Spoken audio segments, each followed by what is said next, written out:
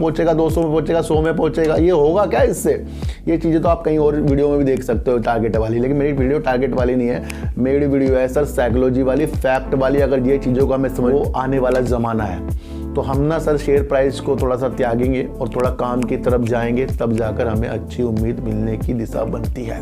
ये बाजार में अशोक लीलैंड 1948 में टॉप कंपनियों में शामिल है, जो भारी वाहन, बसें और ट्रक, यानी कि यहाँ पर आपको एक चीज़ देखने को मिलेगी कि जल्दी से रोने के बाहर हमें अडानी जी के शेयरों में नहीं देखना चाहिए, क्योंकि 711 रुपए का टारगेट दिखाया तो लोगों ने सोचा भाई यहाँ पर तो आईटी सेक्टर जो विप्रो है बड़ी तेजी के साथ अब और ज़्यादा ऊपर जाएगा, ये अपना अधिग्रहण को बढ़ा रही है। तो कहीं ना कहीं आपको एक बात तो समझ लेनी चाहिए कि इंडस टावर जो वर्क करता है, ये आपको याद रखना पड़ेगा, क्योंकि टीटीएमएल का शेयर जब 290 तक पहुंचा तो काफ़ी लोगों ने कहा मेरे हाथ से निकल गया, और काफ़ी लोगों ने कहा कि अडानी शेयर के। मैं आपको एक चीज़ बता दूं, मैंने आपको कहा था कि हम कोई भी शेयरों को पकड़ सकते हैं, किसी भी प्राइस में ले सकते हैं, किसी ने किसी को रोका नहीं है।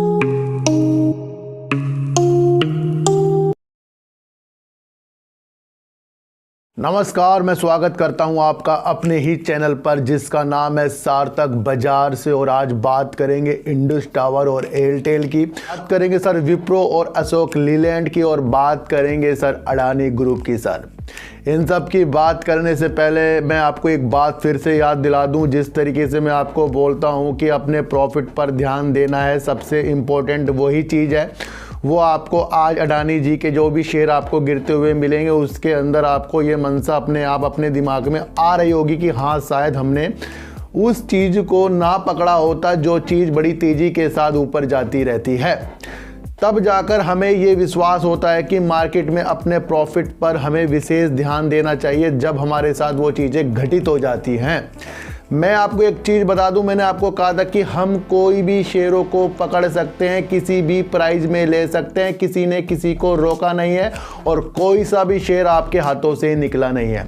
ये भावना अगर आपके दिल में रह गई ना कि मैं किसी भी शेयर को पकड़ सकता हूं, अगर वो शेयर तेज़ी दिखा रहा है उससे मुझे दूर रहना है, और कोई भी शेयर मुझे अच्छा नहीं और कोई भी शेयर मेरे लिए बेकार नहीं है, ये भावना अगर आपके अंदर आ गई तो कहीं ना कहीं आप शेयर मार्केट से पैसा कमा कर जाओगे। और चढ़ती हुई गाड़ी में कभी भी आपको चढ़ना नहीं है। जो शेयर आपको तेज़ी के साथ ऊपर की तरफ जाता हुआ दिखाई दे, या चढ़ो तो फिर प्रॉफिट लेकर निकलो, वरना उसके अंदर हमें चढ़ना नहीं। और कोई सा भी शेयर हम कभी भी ले सकते हैं, इस बात को दोबारा आपको याद रखना पड़ेगा, क्योंकि टीटीएमएल का शेयर जब 290 तक पहुंचा तो काफ़ी लोगों ने कहा मेरे हाथ से निकल गया, और काफ़ी लोगों ने कहा कि अडानी शेयर के शेयर भी मेरे हाथों से निकल गए। यही अवस्थाओं में अपने को संभालना पड़ेगा। अगर जब तक कि आप अपने को इस अवस्था में नहीं संभालोगे, कुछ भी अच्छा होने वाला नहीं है। तो आज का मंत्र है, कोई से भी शेयरों को कहीं भी हम पकड़ सकते हैं, और कोई भी शेयर हमारे हाथों से नहीं जा रहा है, और इसलिए अपनी समझ के अनुसार अपने द्वारा मार्केट पे काम करना हमें पड़ेगा।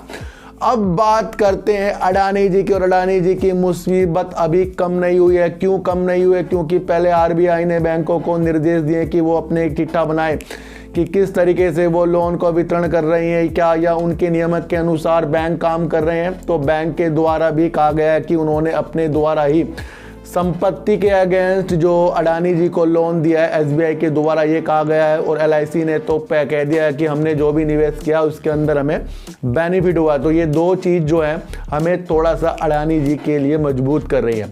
लेकिन फिर भी इसमें जो भी जांच होगी वो आगे आगे होगी। अब हो क्या रहा है सर? अब ये हो रहा है कि सब के सब ये देख रहे हैं कि सेबी भी पूर्णतया शेयरों में उतार चढ़ाव या तेजी के संकेत या तेजी से उतार के संकेतों में हमेशा वो उस पर ध्यान देती है, और वो कहती है कि आगे भी जाकर वो हर शेयरों में इस तरीके से काम करेगी ताकि जनता का भरोसा शेयर मार्केट पे यानी भारतीय शेयर मार्केट में बना रहे। सेबी ने ये किसी का नाम लेते हुए नहीं कहा है, बल्कि उन्होंने कहा है कि जिस तरीके से एक समूह के शेयरों में काफ़ी आपको गिरावट उतार चढ़ाव देखने को मिले हैं, उसके वो पूर्णतया वर्क करेगी, और अपनी एक प्रस्तुति के द्वारा अपने जो भी सेबी के द्वारा रूल होते हैं उसके अनुसार सेबी अब काम करेगा। यानी कि यहाँ पर आपको एक चीज़ देखने को मिलेगी कि जल्दी से रोने के बाहर हमें अडानी जी के शेयरों में नहीं देखना चाहिए, क्योंकि जब भी किसी चीज़ के लिए कुछ वर्क होता है तो वो जल्दी से उसके निर्णय जल्दी 1-2 दिन में नहीं आते हैं।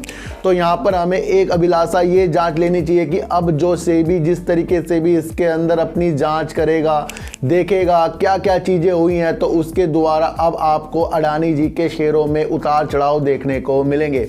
इसलिए मेरा मानना है कि आपको जहां दिल कर रहा है कि मेरा अडानी पावर को एवरेज कर लूँ, अडानी बिलोमर को एवरेज कर लूँ, अब मूजा सीमेंट ले लूँ, एचटीसी सीमेंट ले लूँ, अडानी ग्रीन ले लूँ, अडानी पोर्ट ले लूँ, तो इस विशेषताओं को, अपनी विशेषताओं को परे रखना पड़ेगा और अब देखना पड़ेगा कि किस तरीके से भी इसके ऊपर अपनी एक रिपोर्ट प्रस्तुत करती है। सबकी निगाहें उसके अंदर ही है, क्योंकि सेबी ने कहा है कि वो पहले भी शेयरों पर नज़र रखती है और बाद में भी वो शेयरों पर नज़र रखती है, फिर भी कुछ चीज़ों के अनुसार, कुछ चीज़ें जो मार्केट में हुई है उसके अनुसार वो वर्क करेगी और एक पारदर्शिता लाएगी, जिसके अनुसार शेयर बाजार और भारतीय बाजार में आपको अपनी जो एक निर्णय होता है कि भाई सब कुछ अच्छा चल रहा है, उसके लिए सेबी बिल्कुल काम कर रही है। तो यहाँ पर अब हमें थोड़ा सा विशेष तौर पर ध्यान देना पड़ेगा कि अभी थोड़ी सी हमें मार्केट में ये अडानी जी को सही होने का थोड़ा सा तो अब टाइम देना ही पड़ेगा सर। अब बात करते हैं विप्रो की, जहां विप्रो ने 7 जनवरी 2022 को जब 711 रुपए का टारगेट दिखाया तो लोगों ने सोचा भाई यहां पर तो आईटी सेक्टर जो विप्रो है बड़ी तेजी के साथ अब और ज़्यादा ऊपर जाएगा। कई लोगों ने इसे 600, 500, 700 में भी इसको बाय किया होगा, लेकिन मैं आपको एक चीज़ बता दूं, किसी भी कंपनी के लिए उसकी सेल्स, उसका प्रॉफिट जो होता है वो ज़्यादा मायने रखता है। दिसंबर 2021 में अगर हम जाते हैं तो 2900 करोड़ रुपए करीब का इनका जो प्रॉफिट हुआ है, फिर वो मार्च में जाकर इनका प्रॉफिट वो 3000 करोड़ के करीब पहुंचा है। यानी कि उसके बाद जून और सितंबर में आप चार्ट में देख सकते हो कहीं ना कहीं इनका प्रॉफिट कम हुआ है और उसी दौरान आपको शेयरों में गिरावट देखने को मिली है। अब यहां से हमें क्या दिख रहा है, दिसंबर से सेल इनकी बढ़ना शुरू हुई है, मार्च तक 3000 करोड़ तक इनकी पहुंची है, करीब की पहुंची है सर, देख लेना करीब तक पहुंची है। तो वहां पर शेयर कितने तक आपको मिला है, 711 रुपए तक मिला है दिसंबर से मार्च तक के बीच में, यानी कि दिसंबर 21 और मार्च 2022 तक के आपको 711 रुपए में हाई लगाता हुआ विप्रो का शेयर मिला है। उसके बाद जून हो गया, सितंबर हो गया, वहां पर आपको सेल घटती हुई दिखाई दी है और कहीं ना कहीं प्रॉफिट घटता हुआ दिखाई दे, उस तरीके से शेयर ने काम किया है। अब आपको देखने को यह मिला है कि दिसंबर में जहां इनकी सेल 3053 करोड़ रुपए की हो गई, यानी यहां से थोड़ा सा उछाल यहां पर प्रॉफिट में आ गया, यानी कि फिर वही कहानी दोहराने को तैयार हो रहा है। क्या पता इस बार शेयर आपको फिर से 500, 600, 700 के टारगेट दिखाने शुरू कर दे, लेकिन उस टाइम माहौल और कुछ था। अब माहौल जो है सर मंदी के दौर पर, आर्थिक स्थिति के दौर पर चलेगा और वही आपको उतार चढ़ाव आईटी के सेक्टर में देखने को मिलेंगे। अब यहां से एक मंशा ये हमें विप्रो की तरफ लगानी चाहिए, जिस तरीके से इसके टारगेट निकल के 430 रुपए के और स्टॉप लॉस 397 रुपए करीब के आ रहे हैं, तो वो भी कुछ सोच समझ के इसके टारगेट दे रहे होंगे, क्योंकि जिस तरीके से पूरी से वैश्विक स्थिति जिससे प्रॉब्लम में आ रही है, तो कहीं ना कहीं आपको उसमें ज़्यादा से ज़्यादा वर्क काम करता हुआ आईटी सेक्टर या किसी भी सेक्टर में देखने को नहीं मिलता है।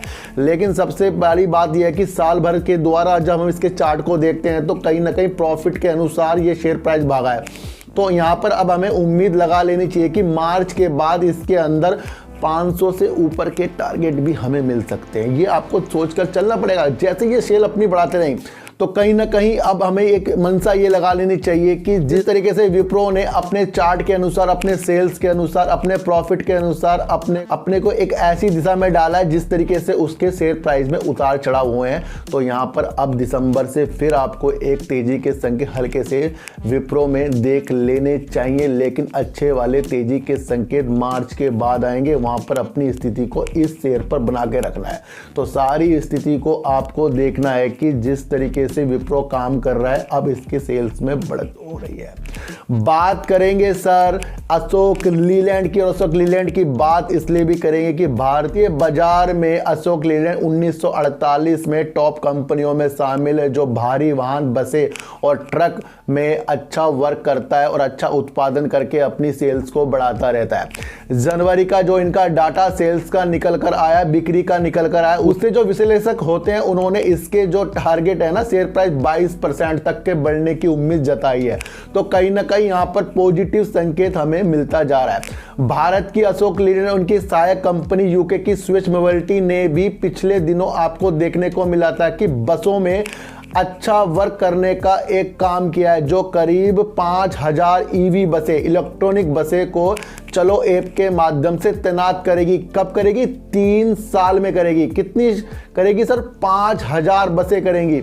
और अब भी जिस तरीके से प्रदूषण से बचने के लिए हमारे राज्य में जिस तरीके से इलेक्ट्रिक बसें चलेंगी, उसके अंदर आपको पहले ही पता है कि जिस तरीके से टाटा मोटर्स इलेक्ट्रिक बसों के लिए वर्क कर रहा है, और वहीं पर आपको देखने को ये मिलेगा कि अशोक लीलैंड भी इस दौड़ में शामिल है।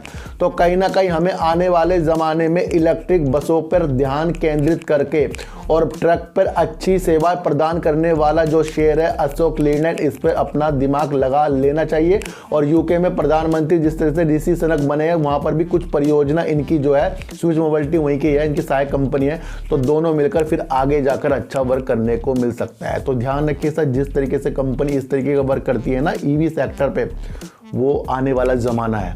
तो हम ना सर शेयर प्राइस को थोड़ा सा त्यागेंगे और थोड़ा काम की तरफ जाएंगे, तब जाकर हमें अच्छी उम्मीद मिलने की दिशा बनती है। अब बात करेंगे इंडस टावर और एयरटेल की। और एयरटेल ने एक बयान जारी किया है कि उसने इंफ्रा द्वारा 23% की हिस्सेदारी का भी अधिग्रहण कर लिया है।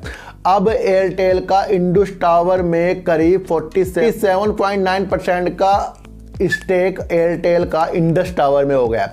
इंडस टावर आपको इतना ज़्यादा गिरता हुआ दिखाई दे रहा है, लेकिन आपको एक बात समझनी चाहिए कि इतना अच्छा वर्क करने वाली एयरटेल कंपनी, जो इसके अंदर अपना 47.95% का स्टेक इसने बना लिया है, जो पहले करीब 24.94% था, और इनकी एक सहायक कंपनी का भी 23.01% था, उसको इन्होंने अधिग्रहण कर लिया है।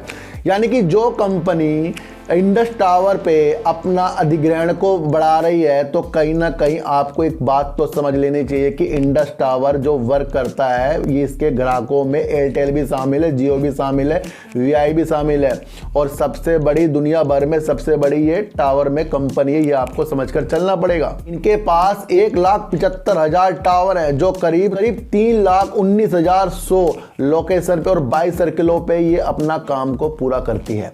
तो ध्यान रखना सर, ये ध्यान रखना सर कि इंडस टावर जो है फिलहाल जो आपको गिर रहा है ना, अगर इसका आप काम समझ जाओ कि 5G हो गया, 4G हो गया, जितनी भी चीज़ें निकल कर जाएंगी इंडस टावर की तरफ से निकल कर जाएंगी। और एयरटेल ने जिस तरीके से इसके अंदर अपने अधिग्रहण को 47.9% बढ़ाया, तो कुछ सोच कर बढ़ाया होगा। हम शेयर प्राइस की तरफ गिर रहे हैं कि सर शेयर प्राइस 200 से नीचे आ गया अब काफ़ी। 186 में तो सर मैंने लिया है इसको, इंडस टावर को। और जब इसका गिरने का कारण मैंने पहले बताया था, ये काम की वजह से नहीं गिर रहा है, ये वोडाफोन आइडिया जिस तरीके से इसको अपना बकाया नहीं दे रहा है, उसकी वजह से गिर रहा है।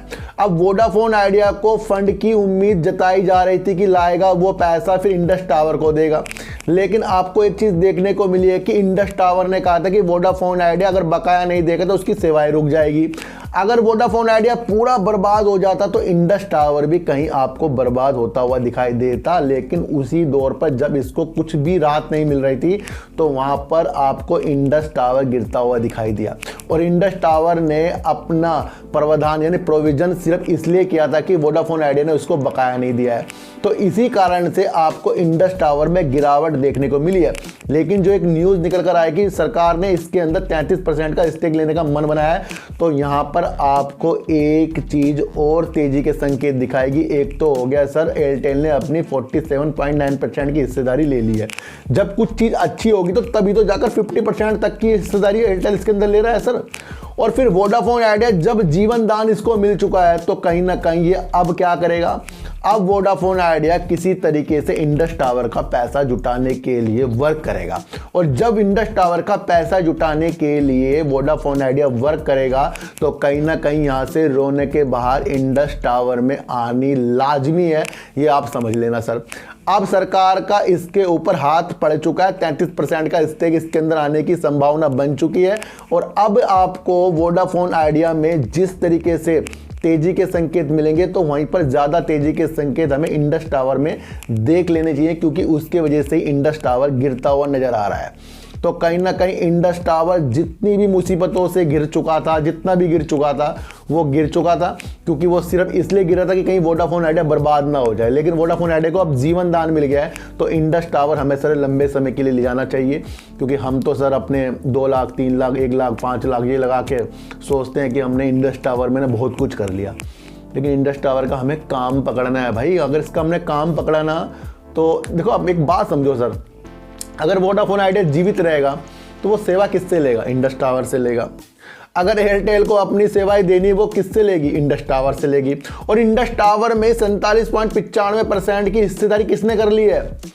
एयरटेल ने कर ली है। जब इसके पास पहले ही 24% की थी तो इन्हें अपनी सहायक कंपनी की हिस्सेदारी क्यों खरीदी है? ये भी आपको सोचने का विषय बन रहा है। तो जब ये एक ऐसा मसला है कि इसके बिना कुछ नेटवर्क आ ही नहीं सकते, तो उस पर हमें अपने दिमाग शेयर प्राइस पे लगाना क्यों है? मेरा कहने का मतलब सर ये है, अगर जो ये चीज़ों को समझेगा सर वही पैसा कमाएगा। नहीं तो टारगेट तो मैं भी आपको दे दूंगा, 400 में पहुंचेगा, 200 में पहुंचेगा, 100 में पहुंचेगा। ये होगा क्या इससे? ये चीज़ें तो आप कहीं और वीडियो में भी देख सकते हो टारगेट वाली, लेकिन मेरी वीडियो टारगेट वाली नहीं है। मेरी वीडियो है सर साइकोलॉजी वाली, फैक्ट वाली। अगर ये चीज़ों को हमें समझ में आया तो कहीं ना कहीं अच्छे संकेत हमें देखने को मिलेंगे। तो एयरटेल ने जिस तरीके से इंडस टावर में अपने स्टेक को बढ़ाया, ये बहुत ही अच्छी एक न्यूज है। और वोडाफोन अगर जीवित रहेगा तो इंडस टावर इससे और अच्छा होगा। अशोक लीलैंड जिस तरीके से बस में, और आपको बिक्री इसकी जनवरी में जो बढ़ गई है, तो बड़े बड़े लोग कह रहे हैं कि 22% शेयर भाग सकता है। ये उनकी राय है, मेरी राय नहीं है। मेरी राय तो काफी लंबे समय के लिए मुझे ये शेयर पॉजिटिव शेयर लगता है। और विप्रो ने जिस तरीके से पिछले दिसंबर में आपको जो करके दिखाया था, शेयर को बढ़ाकर दिखाया था, उसकी वजह से शेयर आपको 711 में पहुंचा था।